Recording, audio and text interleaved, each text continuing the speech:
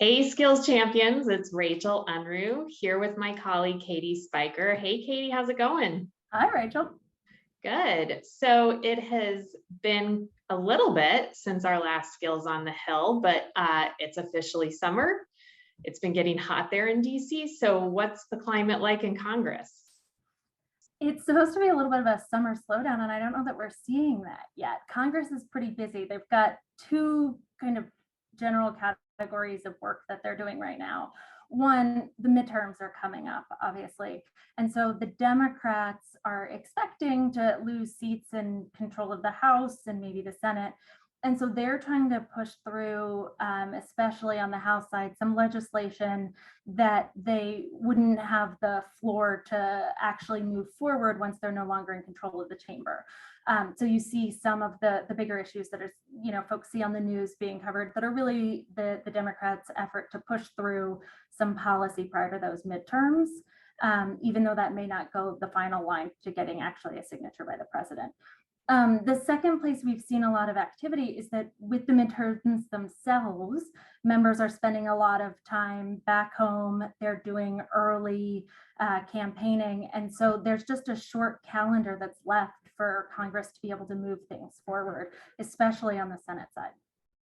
So, given all that, is there anything moving legislatively for workforce and post-secondary education right now? As I was putting together our notes for this, I was surprised to see how much actually has been moving lately. So folks may have seen the analysis we did on the Workforce Innovation and Opportunity Act that the House passed last month that included some recommendations in modernizing around the edges, but wasn't as far as our network has really indicated that they want to see Congress to go. There's also the annual appropriations process that just has to happen every year. The House at least is moving that forward. Although just one way that you can see the calendar is so tight.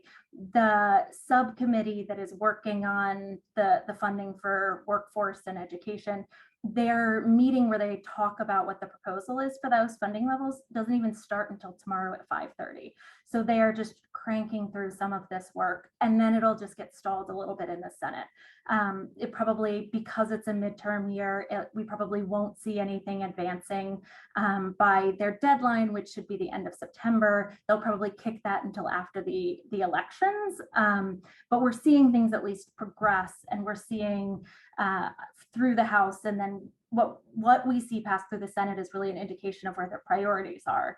The one place where we could see some meaningful policy pass that includes workforce priorities is around the competes bill or the innovation bill that right now folks from the Senate and the House are working on trying to reconcile the two versions of that bill that each chamber passed. The House passed version included several priorities around workforce development. It included an amendment that was consistent with the Bipartisan Jobs Act that would expand access to Pell Grants for high quality short-term programs, as well as a provision that's consistent with the College Transparency Act for program level data for post-secondary programs. It also included a reauthorization of the National Apprenticeship Act that had priorities consistent with the Builds Act that our network's been advocating for, as well as a reauthorization of trade adjustment assistance. Because of that calendar and the timeline that I talked about around there just not being many days left for policymakers to move policy, the conversations in DC have started to shift from what priorities can be included into that bill into what can be cut out so that a pared down version can actually pass. I think we're still looking at a few weeks or a couple months until they get to the final bill on that. But folks will see a lot of communication from us around priorities, particularly around the short-term Pell and College Transparency Act, because those are provisions that we are optimistic could move forward and be included in a final package if Congress even has the time to get to that final bill. And like I said, that'll still be a few weeks or months out. All right, so then in terms of legislation that's already passed in the last year or so, what's happening if we take a step off the Hill at the White House and in the agencies around implementation of legislation and just other agency initiatives? There's probably three big things that are happening between the White House and agencies that fall under the issues that we've been talking about. So the first is implementing the infrastructure bill. The White House had a roundtable last week that our CEO Andy participated in that talked about and was the launch of an event around a workforce challenge for supporting workforce connections and implementing the infrastructure bill. What the White House is dubbing a 90-day challenge to help contractors and states really focus on the workforce needs that bill created. And the agencies are getting some of their funding out the door. So Department of Transportation, Department of Commerce, together we're releasing billions of dollars over the past month that are targeting components of building projects under the infrastructure bill, but really include emphasis on bringing in workforce stakeholders in a way that we haven't seen previously before. The other thing that we've seen another joint agency effort around is the conversation around job quality.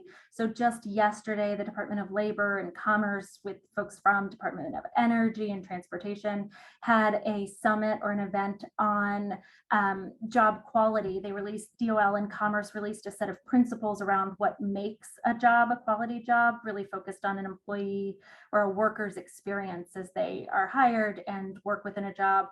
One of the principles within that list was workers' access to skills and to upskilling once they're on the job, among other provisions. And then we're still seeing the White House focus on how states are spending their recovery dollars. And there's an upcoming event around raising up some examples around that the White House is convening next week. So a surprising amount going on in DC for summer. And of course, we're just giving you the top line highlights here at Skills on the Hill.